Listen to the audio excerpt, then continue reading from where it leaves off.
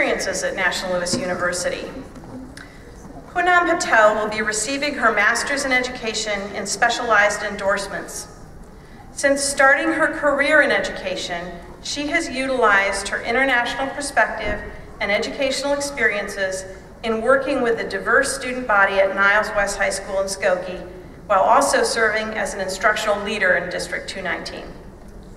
Utilizing her theoretical understanding of cross-cultural education from both advanced studies and personal experience, she strives to create a learning environment that is culturally relevant, engaging, and equitable. Poonam is actively involved with fellow educators to make our society free from all forms of oppression. For example, she's actively participated in both the Beyond Diversity regional training and the National Summit for Contagious Conversation on Rage in St. Louis.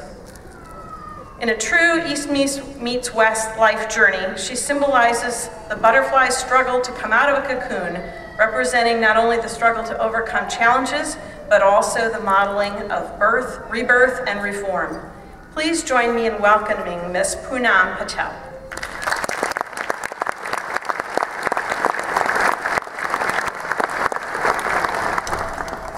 Good morning, Board of Trustees, distinguished faculty, administration, friends, family, and fellow graduates. It is a great honor to be standing here before you all. In a small town called Tottenham, in the City of London, stands a local business named Cressy's Newsagents. This tiny convenience store is run by a young, fun-loving couple. From fresh daily bread to milk to an array of penny sweets, this store has it all. 7 days a week, they dedicate themselves to serving people in the community. Mr. Patel, the shopkeeper, began working at the tender age of 14. In his 20s, with his newlywed wife from India, they set out to work each day, earning their keep and raising their 2 children, Harshil and Poonam. Each day that they woke, Mr. and Mrs. Patel dreamt that one day their children would have a brighter life than theirs. Those are my parents, my world, my everything, the reason I am, the reason I stand humbly before you all here. And here is a little snippet of my life. Growing up as a British Indian girl, I had the opportunity to experience all the festivals and cultural traditions that are unique to both Britain and India. The Patel household was colourful and fun-filled. I never questioned whether all Indian families did this, or even if it was normal. At such a tender age, I was unable to comprehend the numerous sacrifices parents make for their children on a daily basis. My happy world seemed to come crashing down when my parents made the decision to send my brother and I to an international boarding school in India, a school that boasted to instill discipline, self-respect, and rigor. I look back at the 8-year-old me pleading with my mum at the airport, clinging to her legs not to let me go. For the first few months, every night before bed, my friends and I would deviously plot our escape from this alien environment and the overly strict teachers. As time went by, I learned to enjoy my time at New Era High School. I loved making new friends from around the world, and I took interest in learning new languages such as Hindi, Urdu, and Marathi. I even found it exciting when the electricity would go out on a daily basis and we would burn candles on the floor to do our homework. Most of all, I loved the smell of the fresh air and the breathtaking scenery that only a 1,500-meter high hill station would boast. Boarding school eventually began to feel like one giant slumber party. I never once questioned if all children had this educational exposure or whether it was normal. In 1997, I returned to England to complete my high school and college education.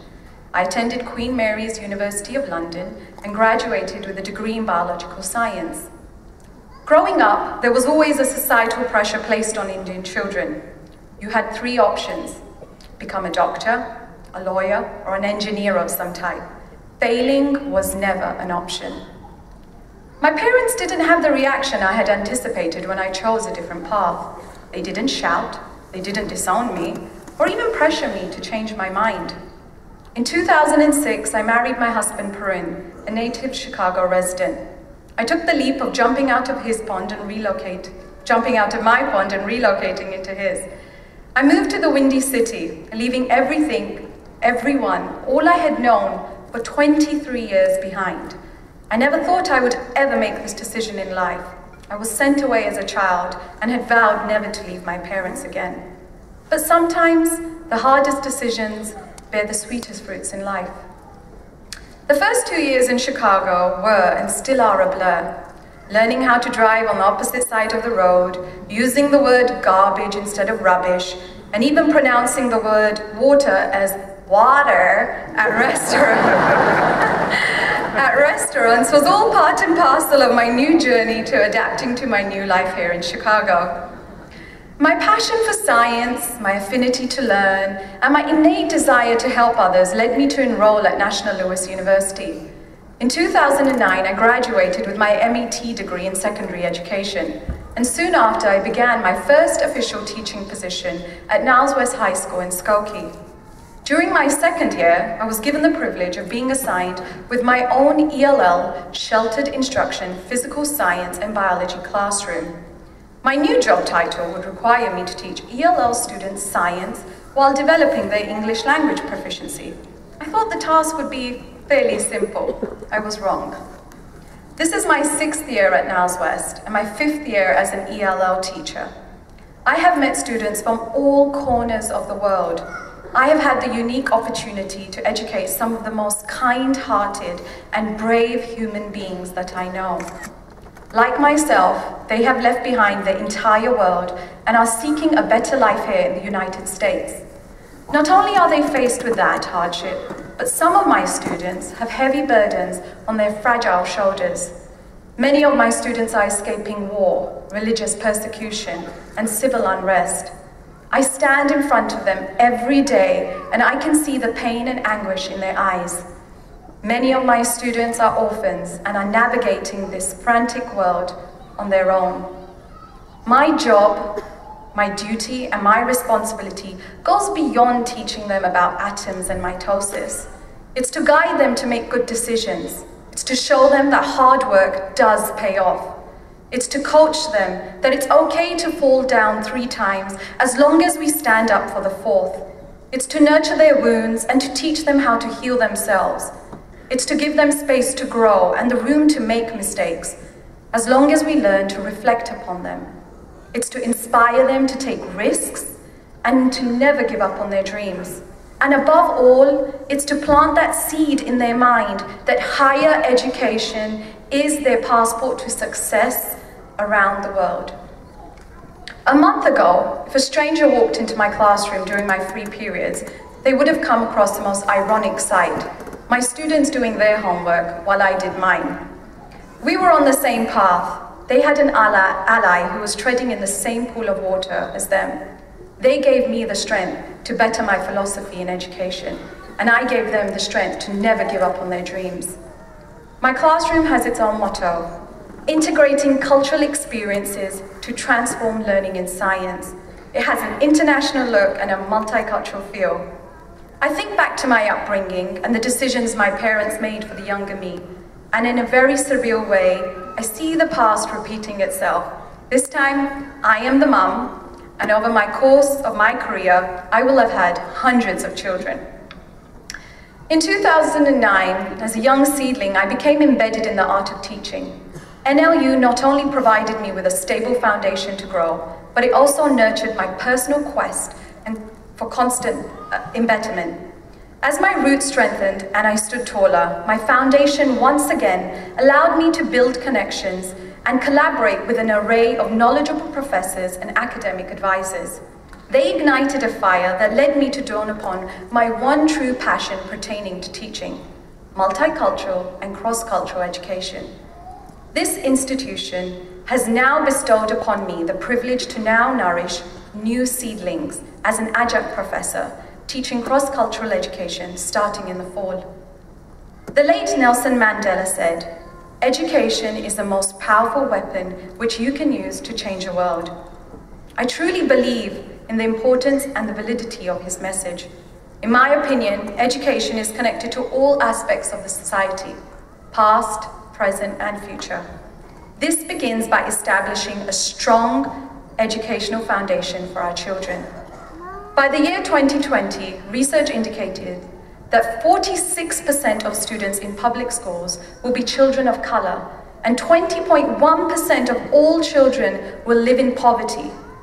The continually changing demographic of our nation will need us as educators to meet the various curricular, emotional, social, and learning needs of our diverse student populations. No matter where your lives take you after today, one thing is for sure: you will be faced with diversity. Open your minds and your hearts, embrace the opportunities before you, and face the challenges of reform. Rome wasn't built in a day. Neither will we be able to change our destination in life instantly. However, through education, we can choose the right direction and the right avenues. This is where Nelson Mandela's weapon comes into accord. This is why I do what I do. I teach. I equip the cavalry with the courage to act, and I arm them with the passion to strive, or at least I think I try. Well done.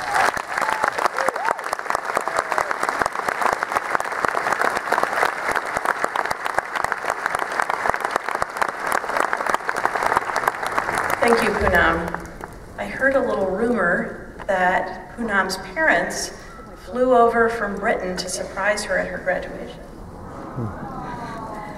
An example of how all of our parents and communities around us support us as we go through these kind of educational journeys. I'm sure they're very proud of her, as we are very proud of her and of you who are graduating today.